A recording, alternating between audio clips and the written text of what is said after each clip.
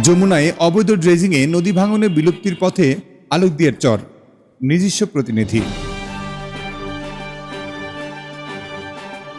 মানিকগঞ্জের শিবালয় উপজেলার যমুনা নদীর দুর্গম আলোকদিয়ার চরে প্রভাবশালী বালু মাফিয়া চক্রের বিরুদ্ধে অব্যাহত অবৈধ ড্রেজিং ও বালু উত্তোলনে এলাকাবাসীর গুরুতর অভিযোগ উঠেছে। স্থানীয়দের দাবি, সংঘবদ্ধ এই চক্রের লাগামহীন অবৈধ বালু উত্তোলনের কারণে যমুনা নদীর তীরবর্তী এলাকায় ভয়াবহ নদী ভাঙন সৃষ্টি হয়েছে। এতে করে অচিরেই আলোকদিয়ার চর মানিকগঞ্জ জেলার মানচিত্র থেকে বিলীন হওয়ার আশঙ্কা দেখা দিয়েছে। একই সঙ্গে কয়েক শত ঘরবাড়ি, ফসলি জমি ও জাতীয় গ্রিড বিদ্যুৎ সঞ্চালন লাইনের গুরুত্বপূর্ণ অবকাঠামো চরম ঝুঁকিতে পড়েছে। সোমবার 6 জুলাই 2026 সরেজমিনে শিবালয় উপজেলার তেওতা ইউনিয়নের জাতীয় গ্রিড বিদ্যুৎ সঞ্চালন লাইনের 7 ও 8 নম্বর টাওয়ার সংলগ্ন জনবসতিপূর্ণ এলাকায় গিয়ে দেখা যায় অন্তত 9টি ড্রেজারের মাধ্যমে প্রকাশ্যে অবৈধ বালু উত্তোলন চলছে। ঘটনাস্থলে প্রায় শতাধিক বাল্ক হেডে বালু লোড আনলোড করতে দেখা যায়। প্রতিবেদকের কাছে সংরক্ষিত ভিডিও চিত্র ও স্থির চিত্রেও এসব কার্যক্রমের দৃশ্য ধারণ রয়েছে। সরেজমিনে আরও দেখা যায় অবৈধ ড্রেজিংয়ের কারণে যমুনার ভয়াবহ ভাঙনে নদী তীর ধসে পড়ছে। অনেক পরিবার নিজেদের বসতঘর, গোয়ালঘর ও শেষ সম্বল ভিটেমাটি খুলে অন্যত্র সরিয়ে নিতে বাধ্য হচ্ছেন। প্রতিদিনই নদীগর্ভে বিলীন হচ্ছে নতুন নতুন এলাকা।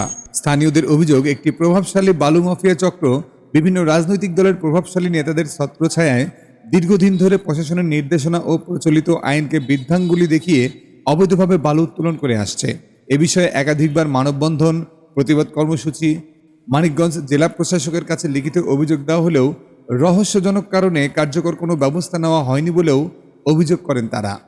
এলাকাবাসীর ভাষ্য, অবৈধ ড্রেজিংয়ের ফলে বর্তমানে কয়েক শত বসতবাড়ি নদীতে বিলীন হওয়ার উপক্রম হয়েছে এবং নদী ভাঙনের ঝুঁকিতে রয়েছে।